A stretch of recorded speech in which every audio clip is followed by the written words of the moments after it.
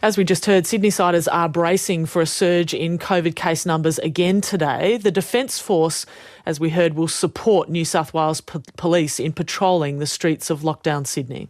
The effort of the Australian Defence Force will help the New South Wales Police multiply their efforts out across the affected region. So I want the presence of the Australian Defence Force personnel to be a message of reassurance to those in New South Wales. That's the Defence Minister there, Peter Dutton. Well, we're joined now by the host of Insiders, David Speers. G'day, David. Morning, Sally. What do you make of this decision to get more boots on the ground in Sydney?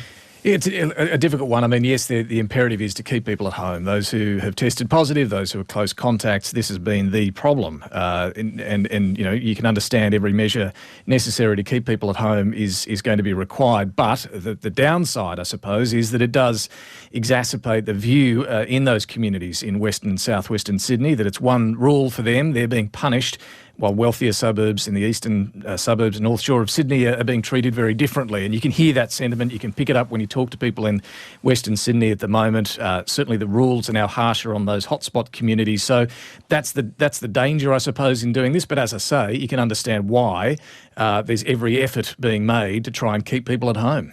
And National Cabinet is meeting today.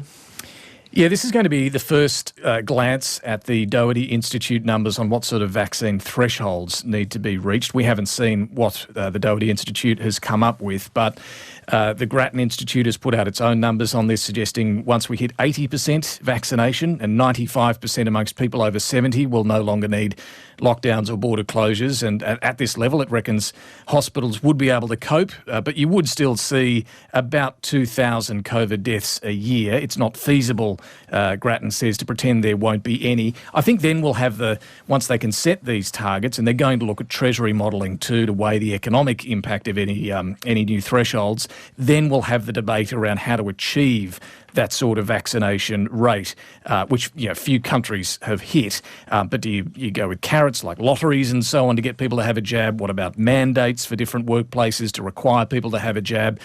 The UK is a really interesting example to look at the moment. They've opened up with just over 70% fully vaccinated, and they are seeing case numbers starting to fall over the last week or two. So that's giving some hope here. But we'll see where National Cabinet get to today.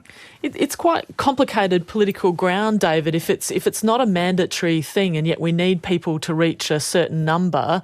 How do we know when we've got as far as we can go? And I guess that decision of, as people keep phrasing it, letting it rip, when you know there are some people in the community who are unvaccinated, if they've had the chance, do we reach the stage where we just go? We're certainly not there yet, but I wonder what that will be like. That's going to be a really difficult discussion, and in a lot of countries you are seeing a plateauing, and in the United States at the moment they're plateauing at just under 50% fully vaccinated. Lower than that, it's only just over a third in some states in particular.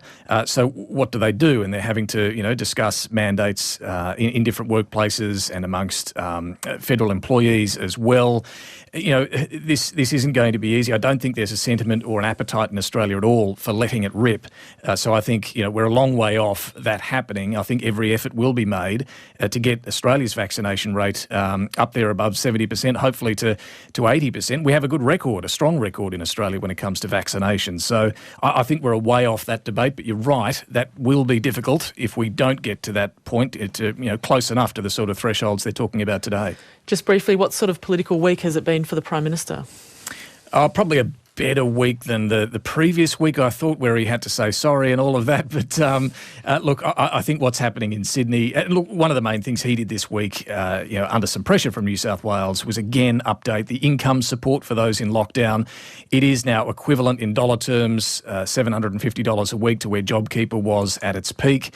There are differences, and some who still would like to see JobKeeper brought back, but the fact is JobKeeper, for all its benefits, did put a lot of money into businesses that didn't need it, and they're trying not to do that this time, and they're importantly providing income support to those on welfare payments as well. So I think all of that has helped the Prime Minister's position, but yes, as long as this lockdown drags on in Sydney, the more political pain will be felt by both the Prime Minister and Gladys Berejiklian.